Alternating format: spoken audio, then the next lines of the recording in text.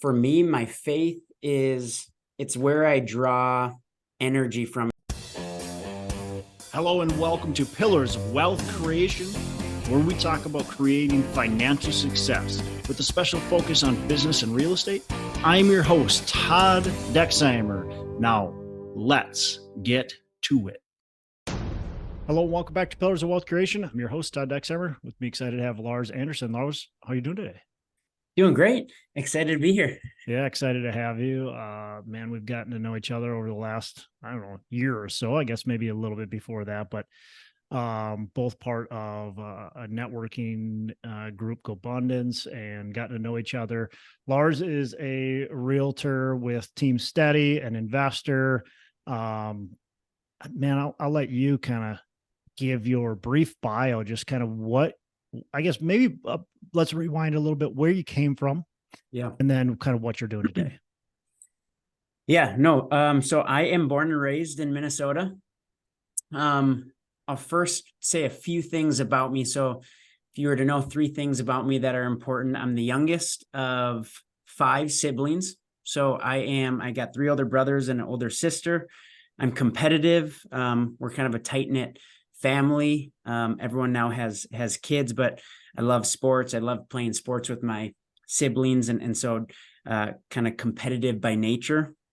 I'm a follower of Christ. So my relationship with Jesus is by far the most important thing to me. It's kind of where everything in my life flows from. It's where I find purpose. It's how I do business. It's how I treat people. It's how I treat my kids, my wife. So that's something that's important to know about me. And then I'm also someone who just believes whatever your hands find to do it with all your might. So whatever I'm doing, I'm like, let's go all out on this. Let's, take action. It could be something business related. It could be diving into personal development or something like that. So that's kind of 3 background things about me. I have a wife, Nicole, and 2 little kids, a little boy that's 2, a little girl that's 1. Love being a dad. And yeah, on the real estate side, I lead a team. Me and 2 other guys lead a team of 15 agents under the RE/MAX Results umbrella here in the Twin Cities. So I've done that for 5.5 years as being a residential agent and have kind of purchased investment properties along the way myself, me and my wife. And so that kind of brings me to today. Love it. Love it. I love how you led with kind of what's important to you. Let's talk about that. Well, first of all, I'm the youngest of 6, so I got you slightly beat, but there you go. Yeah. Let's talk about the faith, because I think that's a challenge. It's a challenge for me. It's a challenge for a lot of people. Is faith in business. Let's talk about kind of how you show up with your faith in business. Are you doing anything that ties the 2 together? Yeah, that's a great question. It absolutely ties together. I think for me, my faith it's where I draw energy from. It's where I draw kind of fearlessness from, because I go, my identity as a human being on this planet is I would view myself as a son of God. And that's where my identity is versus my identity in my business. When I was growing up, I found my identity in my sports or what other people in high school thought of me. And so that was kind of before I found this new identity of like, hey, first and foremost, I'm a son of God. That's not going to change. I entered this earth with nothing. It was just me. I'm going to leave. I'm not going to take anything with me. So part of my daily routine is just going, Lord, what do you have me do today? Knowing that I came with nothing, I'm going to leave with nothing. What do you have for me today? And how can I serve you? And that bleeds into how I look at people. They're not just the next deal. They're not just the next commission check. I kind of view like, hey, how is that person, impacting the community? How can I help them build this life for them and their family? and, treat them with love. And so that's, I guess that's kind of where it really bleeds in for me. It's not necessarily that I'm talking to every person and going, hey, are you a Christian? I'm a Christian. You should think about being a Christian. It's more, it bleeds in through just caring about people more deeply than I think I would if I didn't find my identity in that. Yeah, and that's really, I like what you just said there. We can't look at it as a transaction, right? If you start to look at, hey, the next house you sell is another paycheck, and the next apartment community you buy is, cash flow. If you're only looking at that, I think you're looking surface level, and you're not going to make an impact. But if you can look at it as you are, I mean, this is more than a transaction. This is a relationship. If we look at, for instance, let's call it a duplex, or, fourplex or something, you're giving somebody a home, you're caring for them, you're providing a safe place for them to live. If you look at it like that, not only is the money going to come, but then you're showing up as, a man of faith. And like you said, you're maybe not preaching to them, but you're showing them through actions God's love, right? Yeah. Um, did And you what, ever can I jump in and say one more thing? It just came to mind a little bit. Yeah.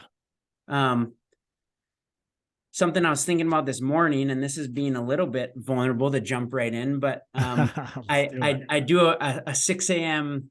workout, which it's sometimes easier than others to get up, but 6 a.m. workout. And then I like to do like a sauna session. Like a full workout. Are you doing like weights running, and weights, that type of stuff? No, not too much running unless I'm playing basketball or pick up sports or something, but which we probably do once a week early in the morning. Otherwise it's squatting and benching and So doing full workout though. Yeah. Cool. And then I do a sauna, and the sauna is a time for me to just like, I'll try to maybe follow twice a week a meditate, like a Tony Robbins gratefulness meditation, or I'll listen to, instrumental music and meditate. This morning, I was just like, my thoughts were going rampant with like negative thoughts. I'd call them like even evil thoughts, where I'm going, man, my contractors are not hitting their timelines. They're not hitting their budgets.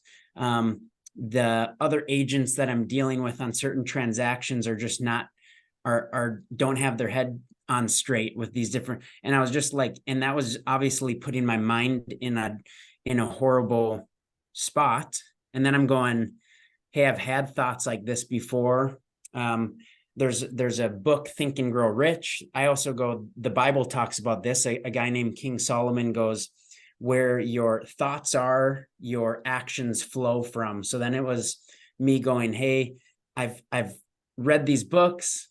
I've had great coaches that go, if I want to be grateful, I need to start thinking of things that I'm grateful for, because my mind can't be both grateful and be thinking about all these negative thoughts about other people. And I know I don't want to be someone who thinks negatively towards other people, because it puts a weight on my shoulders. So that was just like a real life example this morning. That was like, I tried to not be like, what, Lars, what's wrong with you? Haven't you gotten past thinking negatively towards and let this control your day? But it was like, I took 10 minutes and thought about my kids, my wife, my community, the people I could call if something was going on, the network GoBundance that I'm a part of, that I get to, talk to you today. And it's like, doesn't take too long of that to go, what a great headspace I'm now. And now I can treat other people like they should be treated. Sorry, that was a tangent.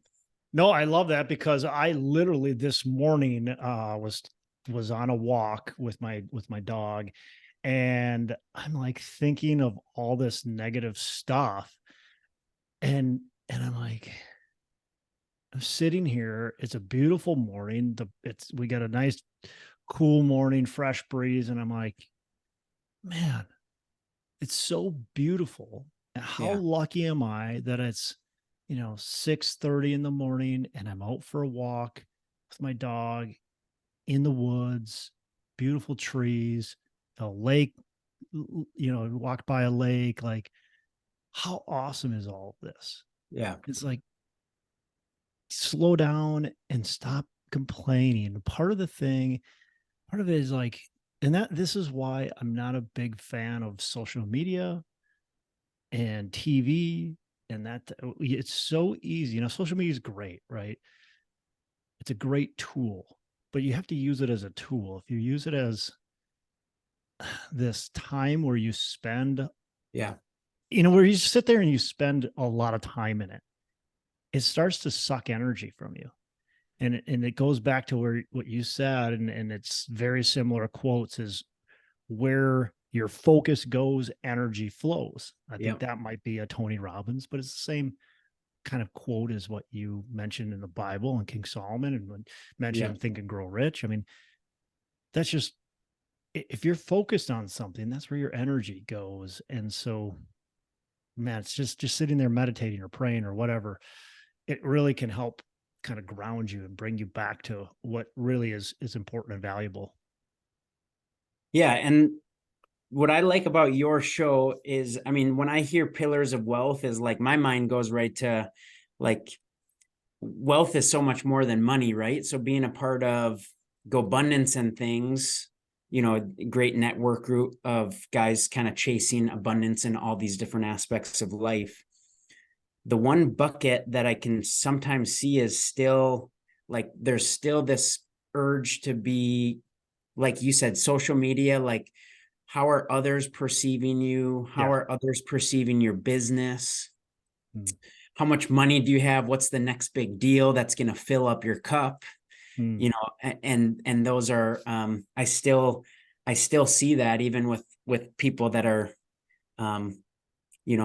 have such great success, or other people might go, that's a life that I want to live. But it all comes back to like, no matter what you have, you still got to be thankful Yeah. for it. And And I you got think to that's good focus to on have that positive. desire, right? It's Yeah. good to have that desire and that drive to get to the next point of your life, Yep. and continue to push and to create and make. But also, like you said, like, you got to look back and be grateful and thankful for what you've had, what you've done. I think that kind of realization and understanding goes well with, hey, I want to get to the next level. Now, if you're Yep. doing it just out of pure like jealousy or greed, not a good thing, right? Yep. But if there's more to it than that. Did you ever have one more faith kind of based question? I can't say this will be my last one, but did you have growing up like money is bad, success is evil, material belongings, or you shouldn't desire that thing? Was that ever kind of in your upbringing in the church? Because I think it's a lot of what you kind of hear and think of, especially, I don't know, when I grew up in the church, is like money. You hear the Bible, literally Bible quote misquoted: "Money Root is of the all root of evil. all evil," Yeah. right? And it's for the love of money, but it's not that. But so did you ever have that? Yeah, 100%. I Yeah. mean, Okay. same sort of thing. And that's something I battled with, going through high school and college, and then post college, where it's like, man, I want to go do more and grow money and invest and do these things. And so I've had to grow a lot in that way of going, it's really good to want those things. Just like you said, it's just when that's your main love is where it gets a little difficult. Yeah. Yeah. True. Yeah. You have to separate it from being your love and greed Yeah. to being, if you're pushing to, if you're a faith-based person and you're pushing to further the kingdom, you're pushing to further, you know you're saying, hey, I'm creating jobs for other people, and even if you're not a faith-based person, quite frankly, if you're saying, hey, I'm doing this to create, I'm doing this to make the world a better place, I'm doing this to employ people, I'm doing this because I believe in this product, I'm doing this to fix up these crappy real estate assets that other people have just abused, help the community, whatever it might be. That's amazing. Like, Yeah. keep doing it and do it more, right? Do it more. If the only reason you're doing it is to make some extra money and to be rich and to live selfishly alone, well, then you're not doing much good. But if you're Yeah. doing it how I think most people want to do it, it's a great thing. Yeah. I read this book called Garden City by John Mark Comer. He talks about, because when you're saying that, it comes to mind, like, it actually drives me. The most motivated I ever am is when my faith is running strongest, and my relationship with the Lord is, because like, that helps me understand I was born with this urge to work. Like, we're made to work. We weren't made to go like and just eat grapes and eat grapes and do nothing. Like, we were put on this earth to develop, and to develop the highway system and the retail spaces and the this and that and school systems and the families, and grow and do that. And so it actually gives me it's kind of goofy, but it gives me so my faith gives me so much drive in the purpose of like pushing the envelope, growing faster, being stronger, doing those things. So, and I see that, totally with what you do. So just want to honor you and in saying you do that in a really awesome and inspiring way. Thanks, man.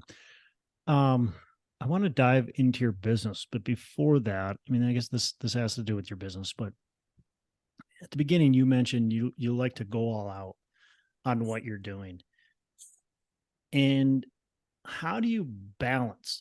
Because I believe there's no real true like balance, right? You can't be great at everything all at one time. At least I can't. Maybe other people have figured it out. But how do you balance going all out in your business, but also staying true to your faith, staying true to your family, staying true to, your health, your friends, and so on? Because I feel like from the outside, looking at you, not that you're perfect, but you do a pretty good job at that. So how do you balance? How are you balancing it? Is there certain things that you do or purposeful about? Yeah, that's so I'll start by saying one tool that Trevor McGregor, the great coach Trevor McGregor, who I know you worked with for several years too. Yeah, I got to get him back on. I love having Trevor on.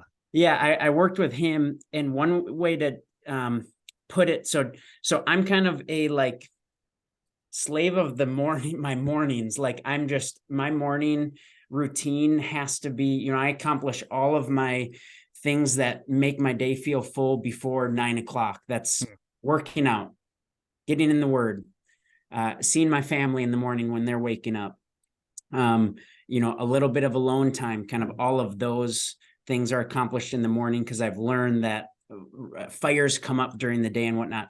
And then what Trevor said was awesome, and I now do this. If you have a pyramid, you have your most important activities up top that are your gold activities. There's no money amount that can be like, that's date night with the wife. That's going on a GoBundance event. That's, doing a Bible study with some guys, or a date with one of your kids or something like that. Like, those are gold activities. The next are your dark green activities. Those would be like, for me, they're prospecting. They are writing offers and negotiating. They're kind of the most highly, like, where I'm making my most dollars per hour. Then I have the green activities. So if you have a pyramid, the top two are gold and dark green. And then if you go below the line, you're looking at light green activities. Those are kind of your activities like mowing the lawn, shoveling snow, doing the laundry, different things that are like, we could call those $20 an hour type activities. And then you have brown activities, which is more like watching Netflix, scrolling through your phone. Really, they're just filler activities. And if you do too many of those, so then I go to my schedule and I fill in my gold activities. Once those are in there, like, and again, those aren't business related, or they could be, but they're like just things that fill me up and are usually relationship based. Then the dark green activities fill my schedule. And then I try to fill my schedule with the least amount of light green and brown stuff as possible. And that's a way for me to go like, hey, if I can play above that line a little more this week because my schedule is a little more dialed in, I'm gonna take steps forward in whatever areas of it are in life. So if my relationship with my wife is, something that's been playing below the line, then, my schedule better reflect that I want to play above. So I would say for me is just those little changes.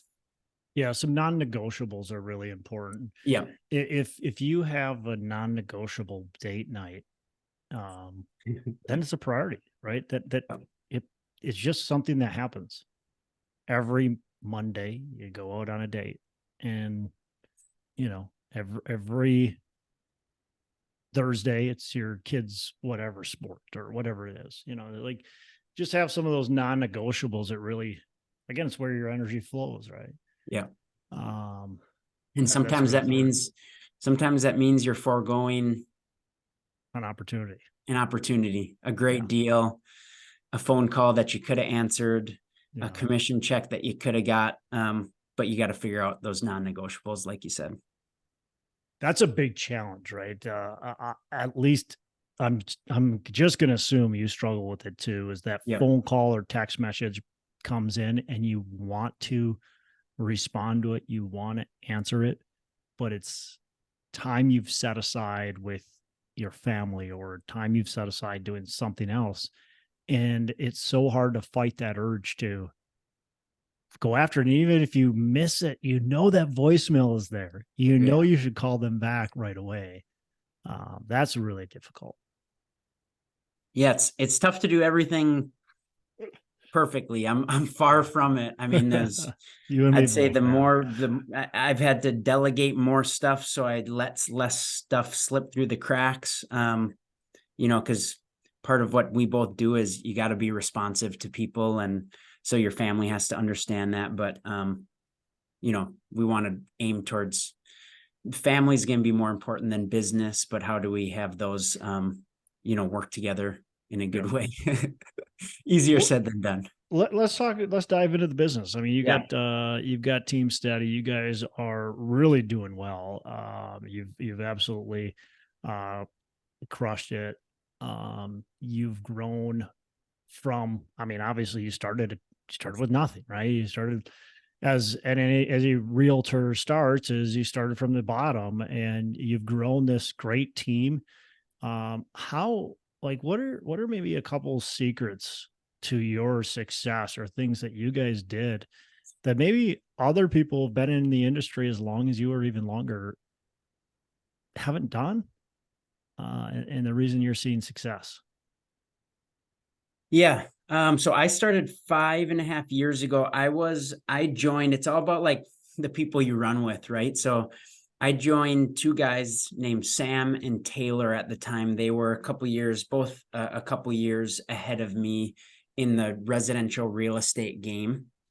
Both guys that absolutely crushed it year one, year two, and just kind of kept growing. I mean, like, if the industry average is year one, a realtor sells 5 properties, Sam would have sold 60, Taylor would have sold 50. The next year they're selling 70 and 60, those type of people. So I was really just copying what they were doing and going, I'm going to be, which is, there's no secrets in residential real estate. I mean, there's no easy button. It's prospecting, consistency with doing that in your daily schedule. That could be doing, so I would do 4 or 5 open houses each weekend. I would cold call people that owned investment real estate. I would call for sale by owners or expired listings. There was a few more, 5 years ago, and consistently doing those activities. And then there's the follow-up. You got to consistently follow up. If you meet someone at an open house, you got to follow up with them then, 1 hour later, and then the next day, and then the next day until they tell you to go away or else they work with you. I was always working on skills. So listening to podcasts, listening to, what are investors looking for? how to work, what's the best listing script for a presentation? What's the best cold calling script? And then just having this kind of goes back to the consistency, but like the daily schedule of, I want to have a tight, good schedule where I'm setting aside time to do social media. I'm setting aside time to cold call, set up open houses, and just being available, for 2 years, I would say I was available 7 days a week. Running around like a chicken with my head cut off, doing a lot of activities that were probably pointless, but finding which ones work the best, for me, and then just being relentless and continuing to do those activities for now, 5 years. Obviously, I've scaled back on and learned to delegate. So my schedule is not 7 days a week right now, but how have you scaled back? Is it the delegation? Is that what you've done?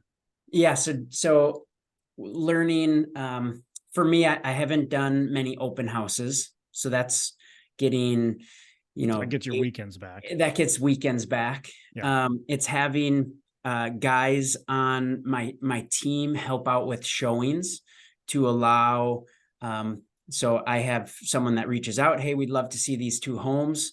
There's someone on the team that I will actually pay to go show those people the 2 homes. I've learned that I'm more efficient that way, and I actually provide a better service to my client because I'm not doing so much driving back and forth, and I'm more focused on the negotiating and speed of delivery of an offer if we want to write an offer. But if you can imagine, that gets me 10 hours back every week. Yep. Of not, doing as much 30-minute there, 30-minute back kind of thing. Yeah. And then hiring an assistant a couple years ago that is helping with kind of any, email, any administrative type stuff, and doing that. Just once you're married and start having kids, it's like, I can't do what I was doing, before, where I was jumping on phone calls at 7 a.m. to 10 p.m. every day. Well, but it should give people an appreciation when you first start out in whatever business you're going to start. It's not easy. It is a grind. If you're willing to grind, you're going to have to sacrifice. You're just going to have to sacrifice your time. And if you have a family, I think it's a very good idea to have a conversation with your family that says, hey, look, I'm going to be starting this new business. And for the next year or 2, I'm going to be spending a lot of my focus time on this business. Yep. And here's the expectations. This is what I'm going to be doing. And I think you have to set that expectation up from the front side. If you have a spouse and maybe you don't have, kids yet, or a serious, significant other, I think it's important to have those conversations. Say, this is what I'm doing.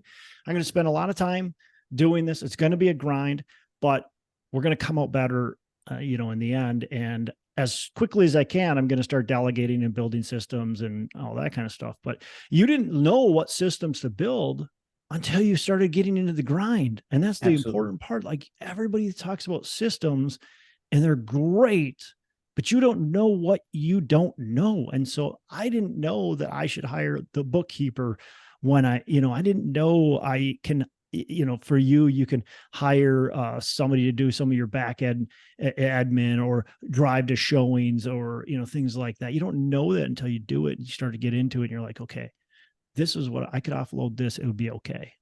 Yeah. Yeah. I was stubborn in delegating we anything. All are. Yeah. So I was told, if you get above 30 transactions in a year, like, that's only because you have someone helping out. I watched Taylor do 50, 60, 70, 80 transactions without someone. So, I did 70 transactions by myself before, even thought about hiring someone. Then it was like, how do we get to 100? How do we get to, and now we want to buy investment properties and grow that team. And so I was very stubborn in getting to the point of, but then I knew exactly what I wanted to delegate. Yeah. Yeah. So a few things. Consistency, right? You talked about consistency, being very consistent with what you're doing. You talked about learning from other people's, mistakes, but learning from what they're doing, growing that network, being with the team you're with, and watching these guys that are doing a ton of deals and saying this, okay, I got to do this, listen to podcasts, all that kind of stuff. You talked about scheduling, and you talked about delegation. I mean, all great things. What is a mistake that you've made, and how have you learned from it? I've made lots of mistakes, like lots of in my business. It's been, it was like feeling like I've made mistakes where I'm working with a client and showing them 10 or 30 or 40 or 50 homes before I have the hard conversation of that they're very unrealistic in what they're looking for.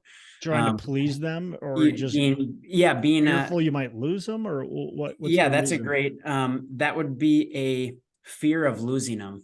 Hmm. So a fear of going, hey, what I'm bringing to the table isn't valuable enough. Like they need to see me as valuable, and they know what's right, when it in reality I go, sorry, after learning more and understanding and having coaches going, what the knowledge that I have is very valuable, and I'm doing them a disservice if I don't set better expectations up front, because I'm nervous about them going, oh, you're too straightforward with us, or you're mean in this way, or you said we shouldn't go see this house. And there's a way to have both, like not be a jerk, but also be transparent with them and going, hey, what you're, unless your goal is to waste your own time, it's not lining up with the reality sort of thing. So that would be a mistake I made for Do you ever definitely fire a a couple client? years. Have you- I haven't. Yeah, no, I haven't. I've referred them out. So you yeah. could call that firing them. Yeah, I would call that firing Yeah, them. yeah, yeah. I would call that you're just not the right fit for me. Yeah. And I've been very close to that with other clients. And then I've come back to like, hey, it's usually where there's a really high barrier to, them getting to be a homeowner. And so then I kind of can look at that as a challenge of like, hey, if not me, who's gonna, go through this with them. But I've also, I can't stand if people are, they're just mean, or they're just, they expect everything in the world now. Otherwise you're mean nothing to them. That's not I've passed those people along. Right. And you have to make sure that, first of all, do their expectations align with the market, what reality is?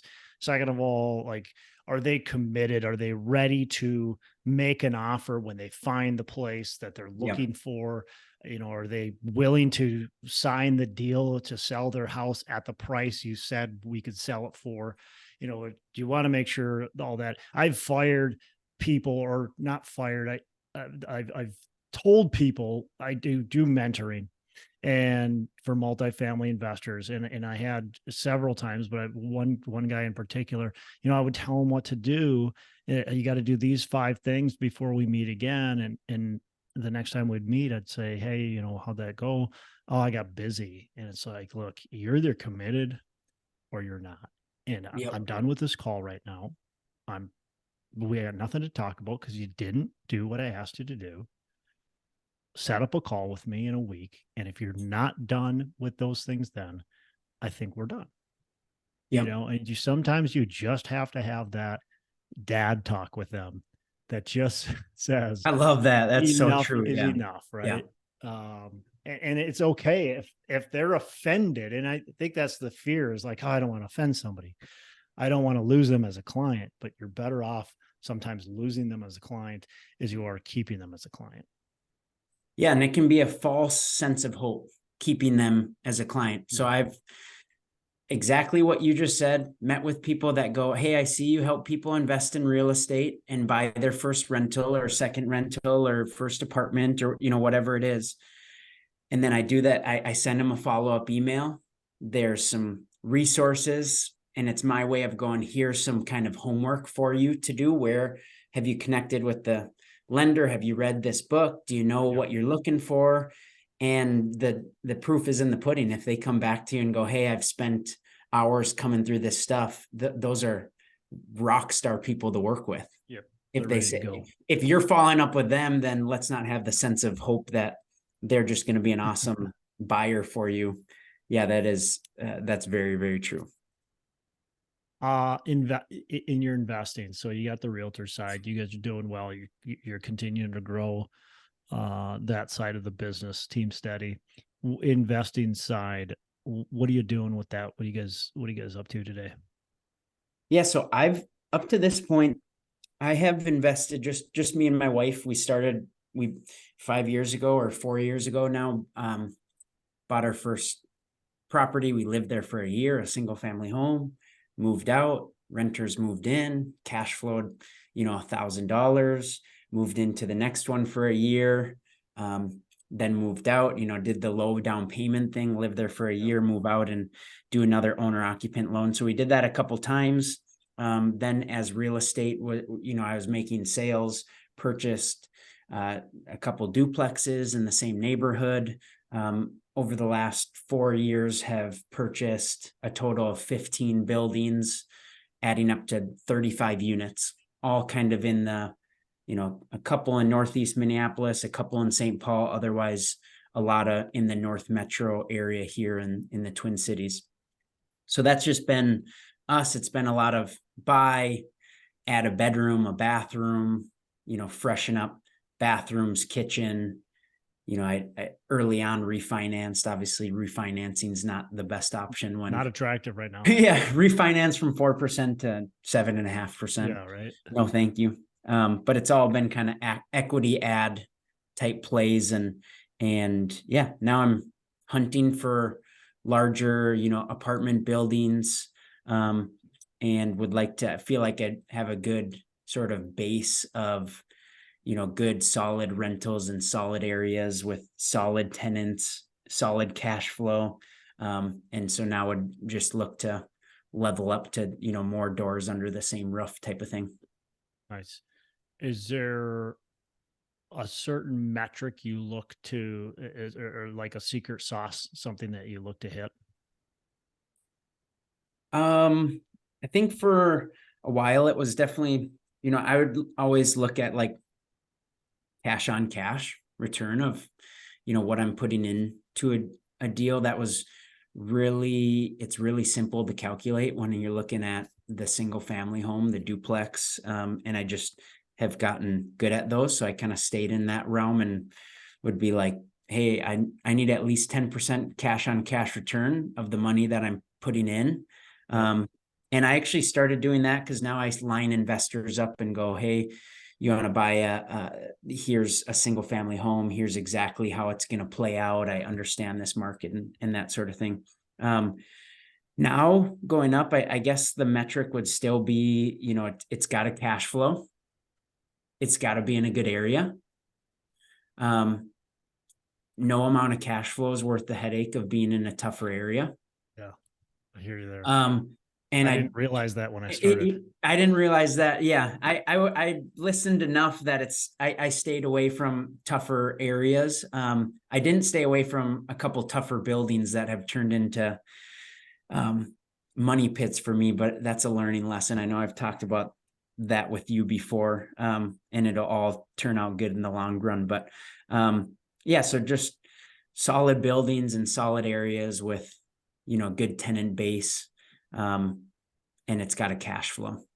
Why not the tougher building? Like, if it's in a good area, why not just buy the tougher building? Yeah, maybe I shouldn't. I would just, unless I have good financing lined up with a bank for a construction loan, or something to that nature. Like I have a feeling there's going to be some awesome deals. I'm already seeing them pop up. I just don't want to invest crazy amounts of cash if that's the way it has to play out into a building. So just tying up a ton of capital. Yeah. Yeah. Exactly. Because now you're still maybe going to cash flow, but your cash on cash is going down because you got so much cash wrapped up into. And that's the thing you got to realize when you're buying older building. By older, I would say like older than 1980. Sure. When you're buying an older building, you have to understand like it might be cool, it might be a great area, all that kind of stuff, but you just have to understand what could be wrong with it. Valuable doing super detailed inspections, but also just understanding the systems that are in those buildings are just old, Yeah. right? And man, I don't, plumbing and HVAC and electrical and structural and all that kind of stuff that's just old. Yeah. And you have to understand that there's going to be a lot of money in those buildings that got to get sunk into them. So, like you said, unless you can get some sort of different type of loan, construction loan, or just don't take on a project like that.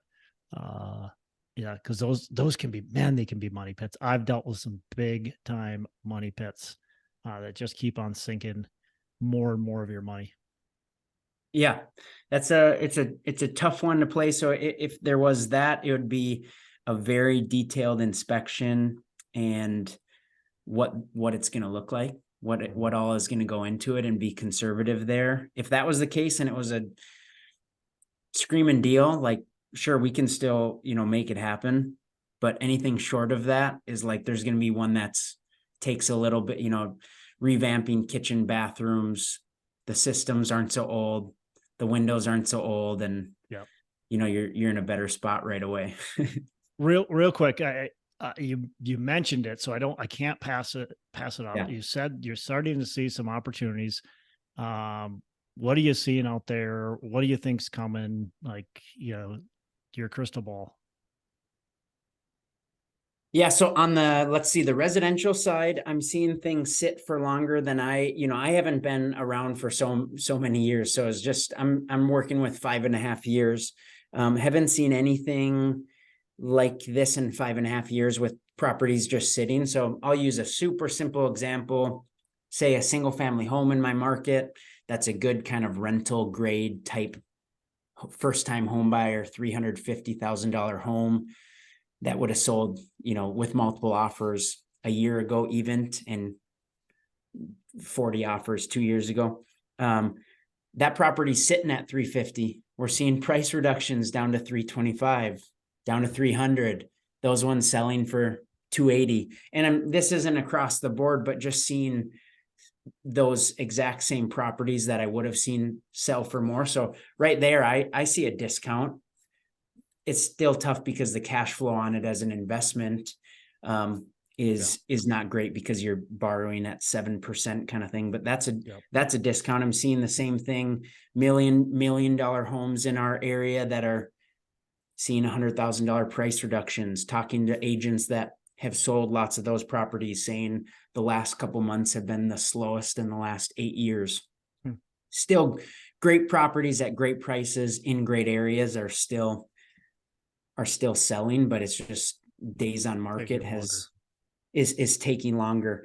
As far as the apartment owners, because I've switched as of kind of the beginning of this year, switched a lot of my focus to connecting with commercial owners too, and apartment owners, and starting to see some softening of like people have debt that's due, a balloon payment that's due maybe say next year, and where they have this inflated idea of what the price of their building is. It could be a 20-unit building. Their conversation's starting to shift a little compared to 6 months ago, where they're starting to be open. Maybe another project they have isn't going as well, and they're experiencing the cost of labor going up and unforeseen circumstances going up, and just the economy as a whole. So now they're more likely to want to sell this smaller building, the 20-unit building. And so now they're a little bit more open to a price that makes sense. And in some cases, that's a price that's $400,000 less than what we talked about 6 months ago. Right. Yeah. Still tough to cash flow if someone's borrowing 80% or 75% from the bank, but I'm starting to see, changes in that and some deals getting put together. Some people using assumable debt if the bank is allowing that, which it always sounds easier than it maybe is, because the bank will charge a big fee or something like that. But yeah, I just don't know if in I kind of go in 2 years, at least for the people that are first time home buyers, I go like in 2 years, I think we'll look back and this will be a year stretch in time that we were like, that was kind of wild. Like things were sitting, you could kind of go pick and choose what you wanted and get a discount on price, but you were still cash flowing, but it wasn't super attractive. But in 2 years, I think, if rates did come down a bit, all of a sudden people are going to be going hog wild over stuff. Yeah. I agree. Prices, if they're continuing to go down or even at today, like you'll be able to refi eventually. So, all right. I know you got a time crunch, so I gotta get you wrapped up here. I got two last questions. Favorite book that you can pass to our listeners?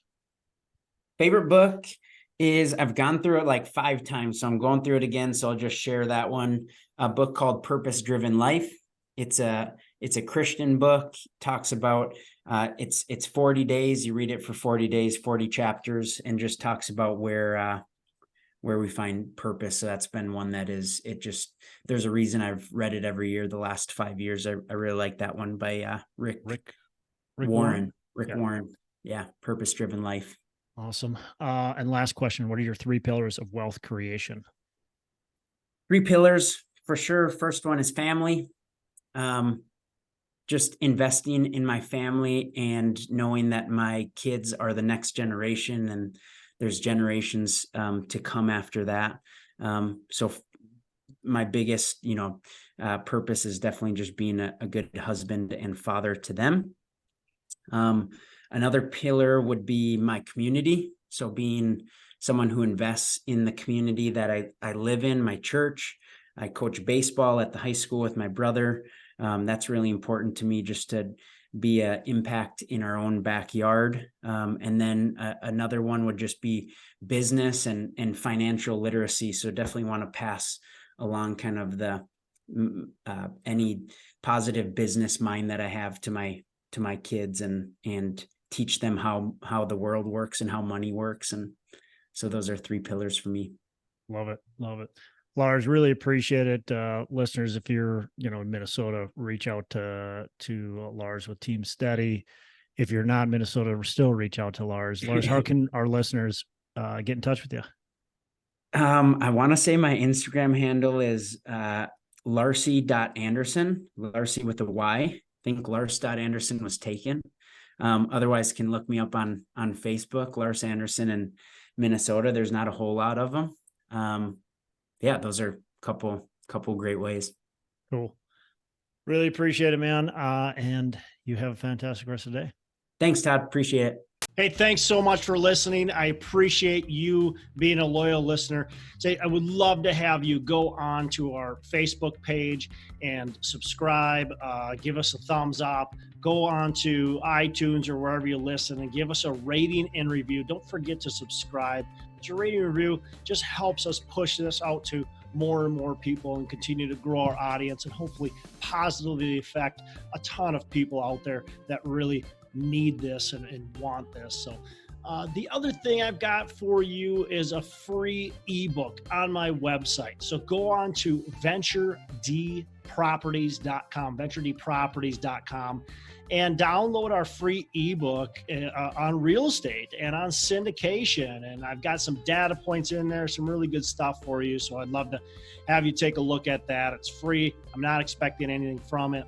And also, look, if you want some help in multifamily, want some help learning, growing, getting your business off the ground, I would love to talk to you about what it would look like to work with me potentially and see if that's a good fit. So you can go to coachwithdex.com and check that out, and we can definitely have a call. Thanks a lot for listening. You make it a fantastic rest of the day. I'll catch you on the next episode.